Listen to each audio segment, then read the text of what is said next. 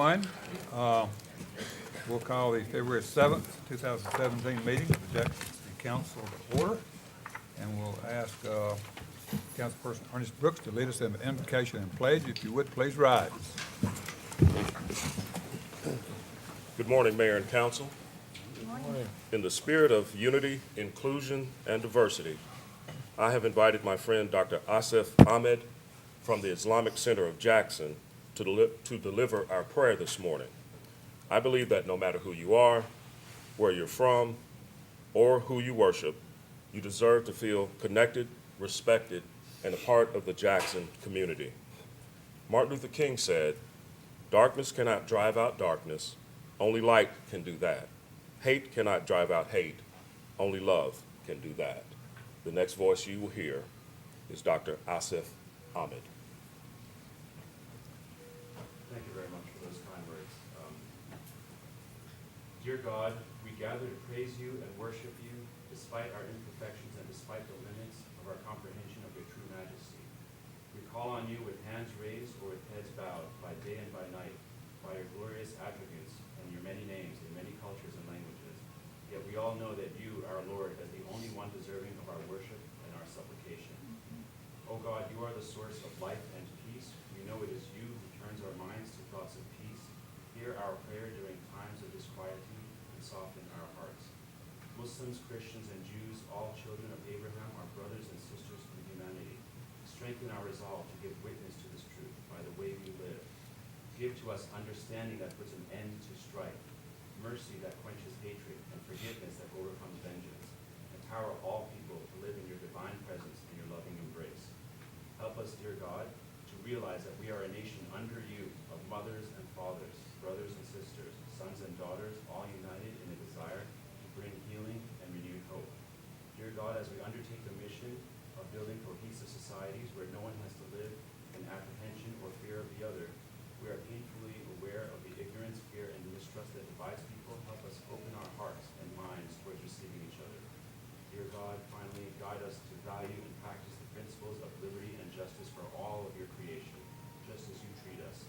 Help us learn to respect the otherness of other in each one of us, and help us accept the uniqueness you gave to each one of us. Amen. As we say, Amen. I pledge allegiance to the flag of the United States of America and to the republic for which it stands, one nation, under God, indivisible, with liberty and justice for all.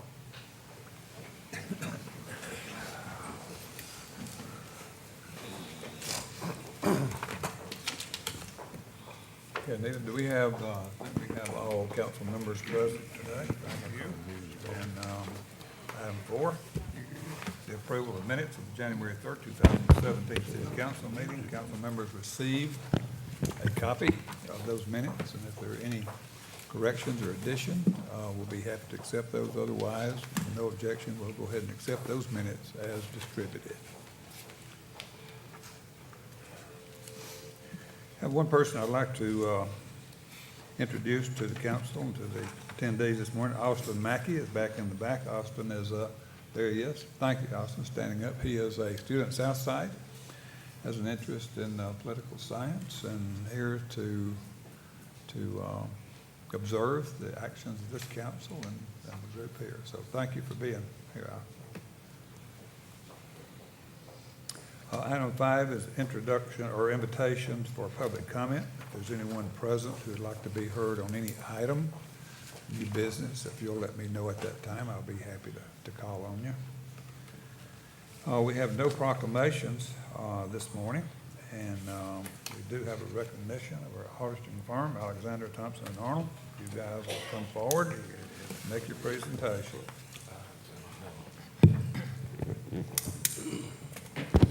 Morning, ladies and gentlemen. Morning. Well, that was a good thing we found a quick parking spot. We're not normally that fast on the agenda. Let's see. Give us just a second here to get the technology worked out. We've got a PowerPoint to sort of summarize the audit for you. We tried this last year, and hopefully it was a clearer presentation as opposed to going through a 100-plus page document and pointing out columns and numbers, which as accountants, we like. Is it not working? It's not working. Okay, I tell you what, I planned ahead for that. I gave everybody a copy of our PowerPoint. You can tell from my gray hair, I'm a little bit from the old school. Sometimes you just have to plan on technology not working.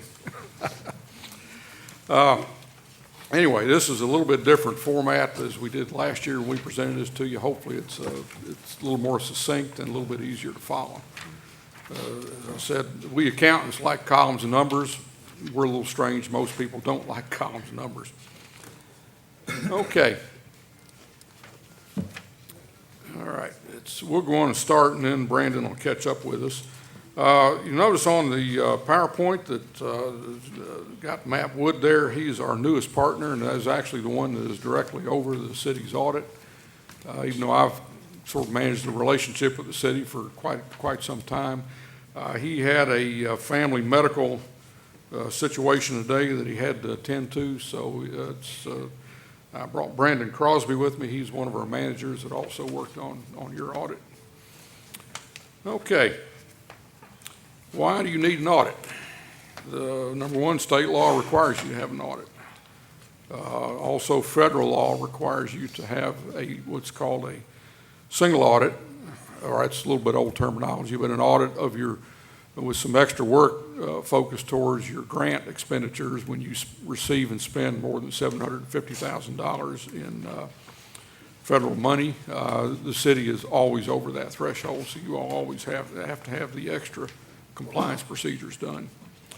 The other reason to have an audit is for accountability, and that's probably more important than the fact that the state and the federal government require one. It's you all as the governing body of the city, it provides good accountability. Okay, we're going to go over this morning. Our objective is to talk about the purpose of the audit, why you have one, responsibility that we have as auditor, and also then we'll spend some time going over the results of the audit. Okay. Purpose of an audit: provide assurance that management has presented a true and fair view. The financial statements that you all got, I guess, a month ago, or over a month ago, we assisted in drafting those, but they're not our financial statements. They're your financial statements, technically prepared by your staff, so it's, even though we help you in drafting those, the only thing in there that belongs to us are the couple of letters that we put in there. And it's our job to make sure that we say that this is a fair representation of the financial condition of the city. It's also to enhance the confidence in financial statements. Anybody can publish a financial statement. It's always lends more credibility to it when you have an outsider look at it and say, yes, that appears to be correct. And also is to identify insights into areas where you all might make some improvements. Okay, our responsibility is to plan and perform our audit to give you reasonable assurance. A lot of people don't understand this concept of reasonable assurance. We could give you absolute assurance that everything in your financial statements was exactly precisely correct. I would love to do that because I would get to send you a great big bill that you guys probably wouldn't want to pay. So we do testing and to give you reasonable assurance, not absolute assurance. And to express an opinion on financial statements, and our responsibility is also to comply with our professional standards while we do that. Okay, as far as the city audit results, you got what's called a clean opinion. It's an unmodified opinion, which basically means that the financial statements are a fair representation of the financial condition of the city and the results of operations for the last fiscal year. Also, there were 4 internal control findings, which we'll cover a little bit later, that were presented, and and quite often when I present audit reports, people zero in on two things. I've been doing this for 40 years, and things don't change. Everybody's interested in what the fund balance is and how many findings did we have, and everything else in between is sometimes lost. Anyway, we will go over the internal control findings here in just a bit. Okay. In your financial statements, you have two presentations. You have what's called the government-wide financial statements. And then you have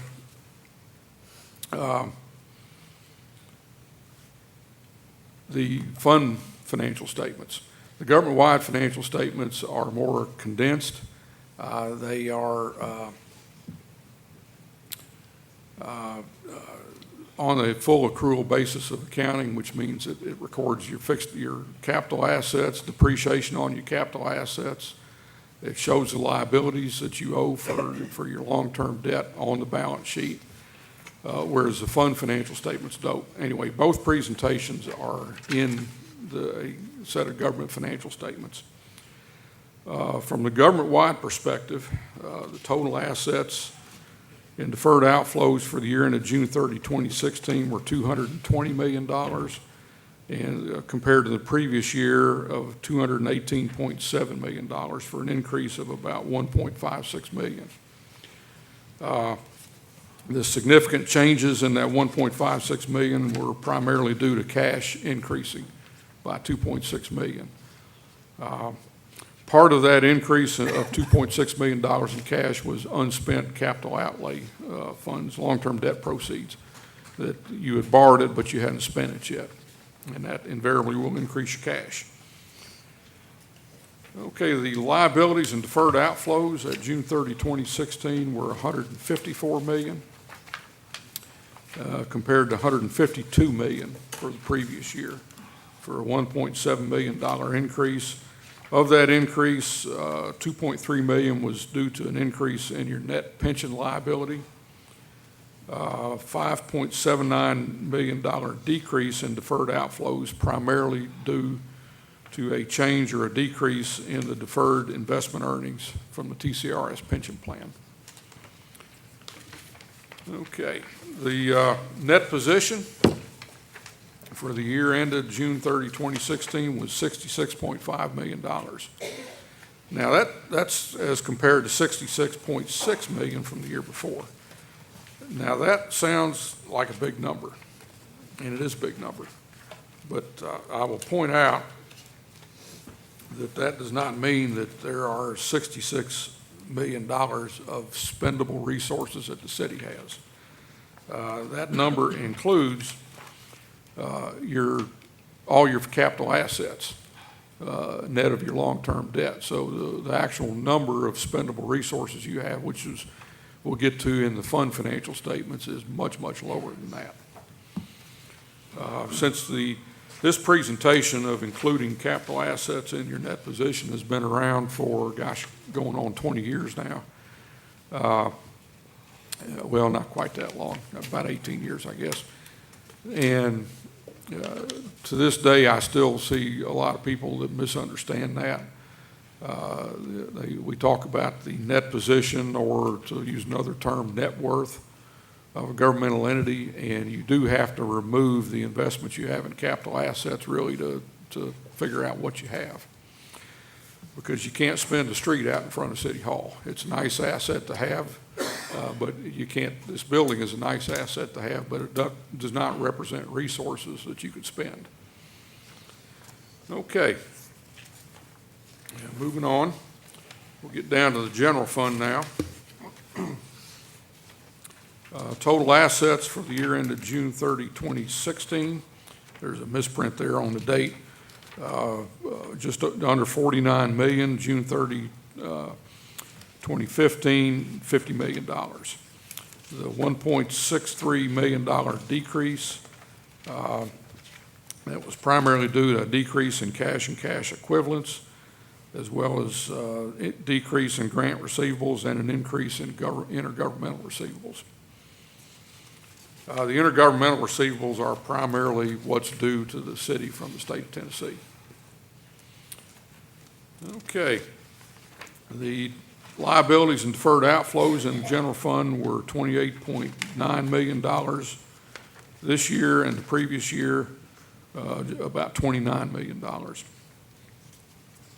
And that was a $519,000 decrease.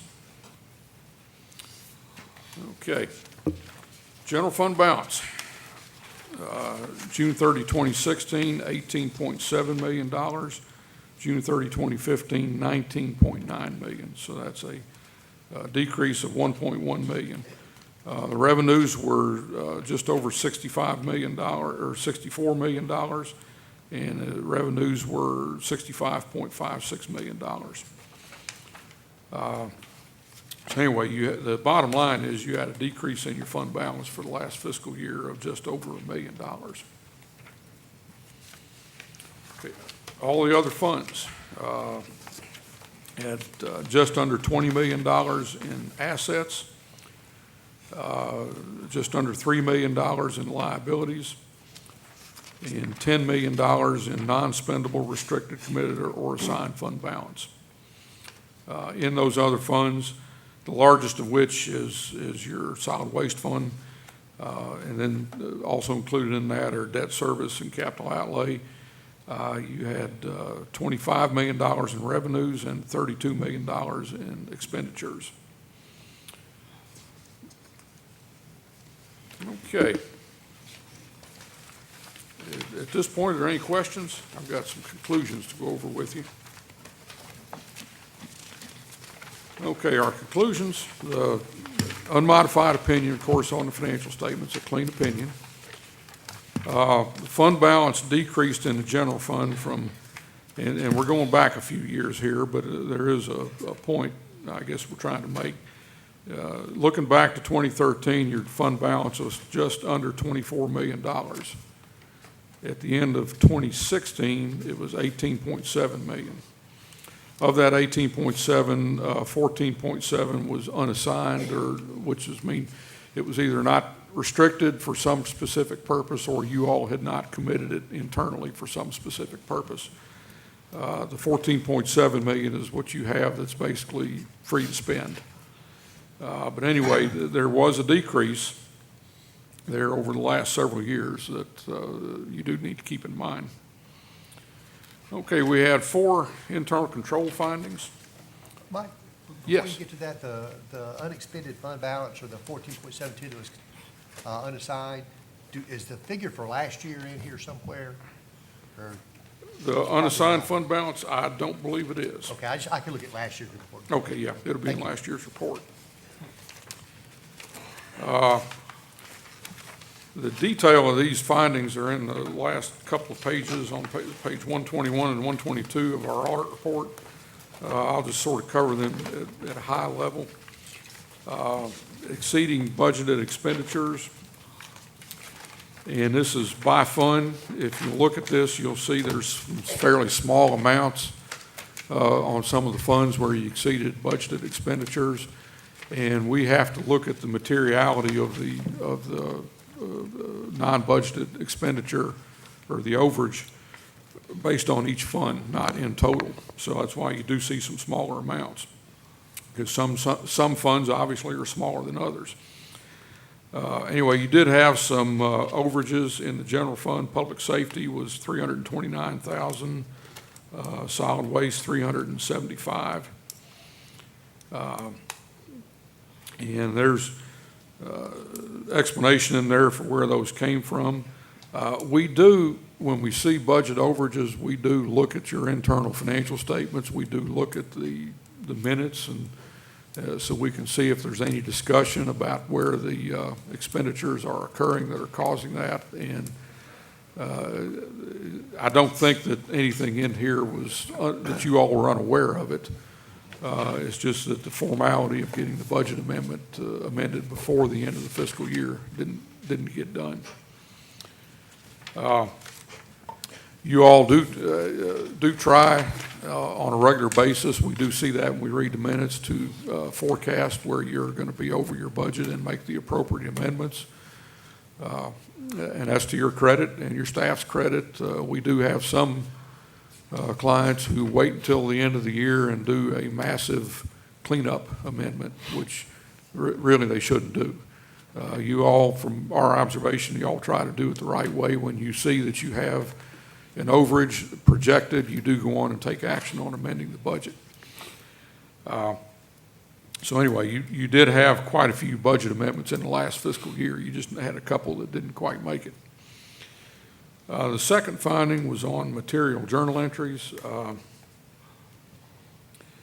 We did have to make a couple of entries that were material to the funds we made them in on the Sportsplex's sponsorship revenue, and the transfer from the solid waste to the general fund was not recorded on your books until after the end of the fiscal year, and we made a journal entry for it. The state has buckled down on that in the last couple of years. They want you all to, or they want not you all, but all local governments, cities and counties, to get all these major material adjustments done before the auditors come in. And they feel so strongly about that, they had some legislation a couple of years ago, or last year, that this was the first year it was effective, requiring you to get your books closed out in 60 days and get all those entries made. Y'all aren't the only client that we've had that has had material journal entries. This 60-day closing requirement is a little bit new, and it's taken some getting used to by some local governments. Okay, the next one is failure to receive authorization for debt. Now, this one's going to take a little explanation. Y'all are probably thinking, we don't remember issuing debt that we didn't authorize, and you didn't in the traditional sense of the word. There's some non-traditional long-term debt that was issued, and that's the due to and due from between the solid waste fund and the general fund. The state, a few years ago, and there was no legislation, this was the comptroller's office interpretation of state law, defined amounts loaned between funds if they exceed a year as long-term debt. And as such, they expect that those interfund loans, which are just internal to the city, should be approved the same way you would approve long-term debt that you issue to outside sources. In 2016, there was an increase in the due to and due from of fairly substantial amount. The total amount that was due from the solid waste, or from the solid waste to the general fund at the end of the year was $1.1 million. Now, there's some reasons for this. You all had some cash flow issues. You had a major customer of that fund that was in a dispute that, because of that dispute, was not paying its bill. My understanding is that's worked out. The bill's caught up. But nonetheless, over a period of 12 months, the balance due there did increase.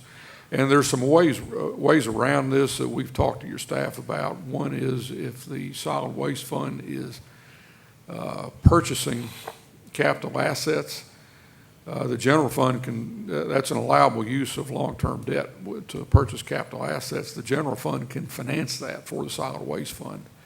And you just have to sort of plan ahead in order to do that. Okay, the last finding, and I'm a little bit embarrassed that we have to comment on this one, but again, this is a state requirement. There was a theft at the Sportsplex of $770. Your internal controls caught it. We have a major difference of opinion with the comptroller's office about why we have to write a finding on this, because you have controls in place to catch these things. They worked, and it was found very quickly. But the state's requirement is that if there's a misappropriation of any sort, then no matter the size, we have to issue a finding for it. We continue to complain to the comptroller's office about that requirement. As I told them last year, I said, if we find a theft that the local government's controls did not identify, we should write a finding for it. If they caught it because they've got good internal controls, it's a little bit unfair to write an audit finding and slap them on the hand for having good internal controls, but nonetheless, that's the state's requirement, so that is why this is in here. If you wonder about that. Okay. We did issue a management letter. There's a couple of things in here. This management letter, they're not formal audit findings, they're just things we're pointing out for y'all to, and your staff to take under consideration. One dealt with the bank reconciliation. There was some issues on timing of deposits on that reconciliation. We've talked to your accounting department about that, and I think that one's probably taken care of. The other one, item number 2, we did bring up last year, and it's sort of an ongoing issue that I think you all will get worked out with the state this next year. You all are charging some indirect cost to your solid waste fund, which is fine. I mean, the management of solid waste certainly takes some effort from people who aren't officially in the solid waste function. Your personnel function, the mayor's office, your accounting function, your purchasing functions all deal with solid waste. So it's appropriate to charge some of that expense to the solid waste fund. The issue is there is no guidance from the state about how to do this. There is a law that says you can only expend funds collected for the management of solid waste on managing solid waste. That goes back to about 1993, I believe, is when that was passed. But unlike the state law that directs how you can spend your State Street aid money, which is very specific, this is very non-specific, and it leaves room for a lot of judgment. Last year, we felt like maybe there was an excessive amount of overhead, and we had suggested that you talk to the Department of Environment and Conservation, who is the state department that is charged with overseeing the collection of solid waste in Tennessee and the application of the laws, to see if you could get some guidance. I saw the letter, they punted it back to you. I'm not sure why they did. It would seem very simple that they would just say, here's what we think, but they didn't do that. So anyway, we are again suggesting that you all talk to them. The letter that they gave you basically gave you a pass. They just said, well, we're not going to tell you what to do, but you can do what you did the year before for one more year. And if you read between the lines, that's kind of what it said. So anyway, we're suggesting that you again reach out to them as best you can and see if you can get some guidance about what they think is appropriate indirect cost to charge to the solid waste function. We've had several meetings with your upper level management about this, and I think you're pretty close to getting a resolution on it. Anyhow, that is everything we have to talk about. Be happy to take any questions if anybody has any. We enjoy working with your staff. They make our staff feel right at home. We do quite a bit of traveling. It's the folks that work on the audit from our office are the envy of the other staff in our office, because they don't have to travel out of town. They get to do it at home. And so our staff always enjoys working on you all's audit. Any questions of council on the audit? Council want to make a motion to accept the audit? So moved. We have a motion to a second. Discussion from council. Council, please vote.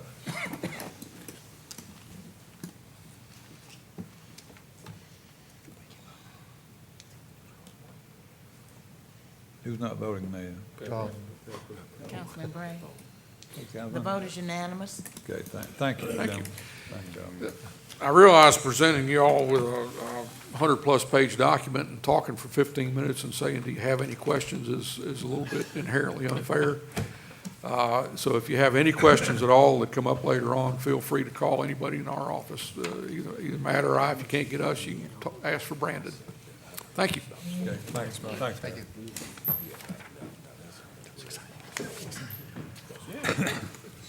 Item 8, under first reading, is consideration of ordinance to rezone property located at 1694 Hollywood Drive from RG1.5 General Residential to I2 Light Industrial District, OR Office Residential District containing 2.86 acres, more or less, submitted by Garrett Plumbing and Heating.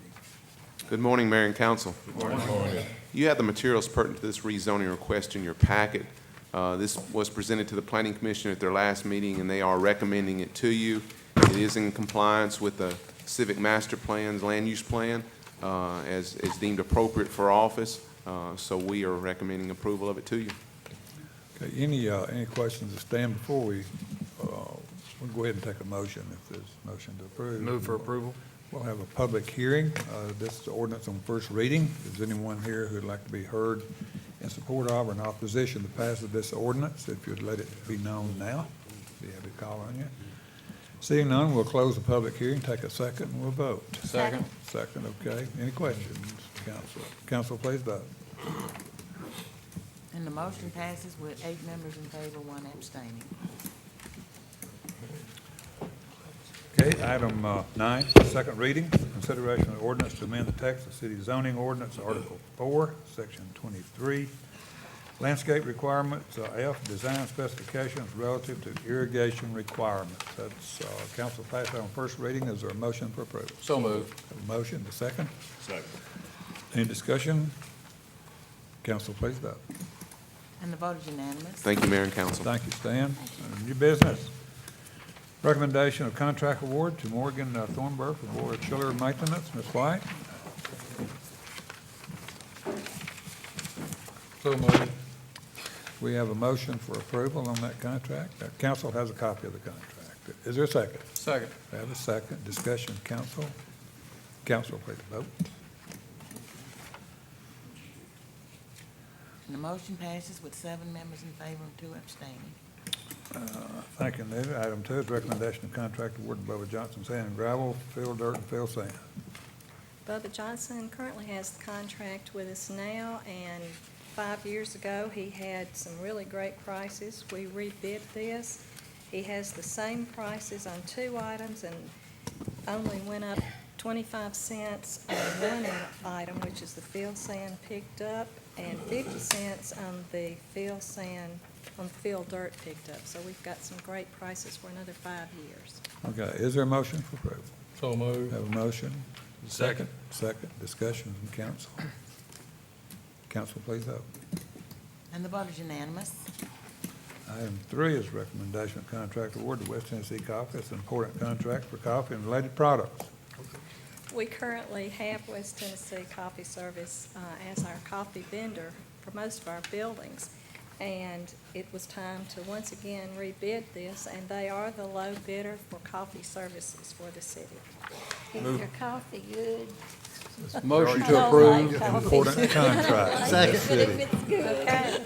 You need We to have a repeat. motion for approval. Is there a second? got a second. I got a second. Okay, discussion from council.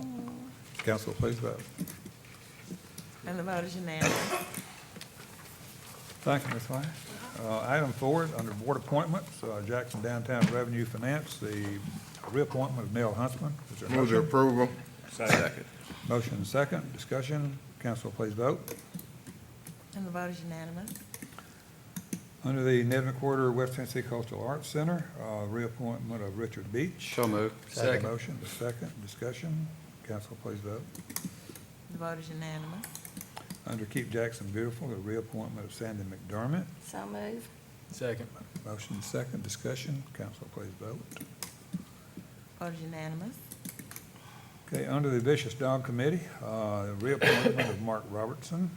So moved. Second. Motion and a second, discussion. Council, please vote. And the vote is unanimous. Under Jackson Municipal Regional Planning Commission, the reappointment of Manila Patterson, the reappointment of Wayne Arnold. Is there a motion? So moved. Motion? Second. A second. Discussion? Council, please vote. And the vote is unanimous. Okay, under the Mayor's Advisory Council on Domestic and Sexual Violence, the reappointment of Vicki Lake, Dwayne Bottoms, Tammy Buchanan, Gail Gustafson, Teresa Harrison, Stacy Miller, Kimberly D. Parker, Verna Ruffin, Cheryl Scott, and Kim Tedford. All those are reappointments. So moved. Okay, we have a Question on the motion. Second, go ahead. Question on the motion. Go ahead. Mr. Chairman, with respect to Dr. Ruffin, she'll be leaving in the next 3 or 4 months. We're gonna do another reappointment then, or, She's not gone now. She's on there. I understand Yeah, that. once she vacates that position, Councilman, I'm sure there'll be a Okay, reappointment. that or was the appointment question. To that.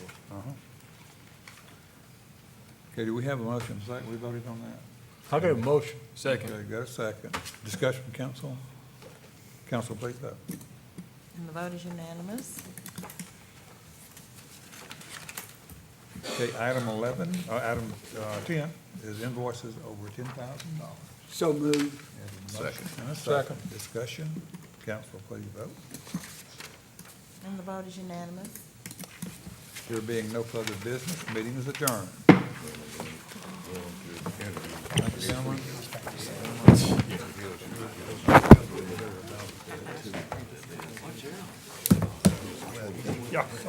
She going over, ain't she?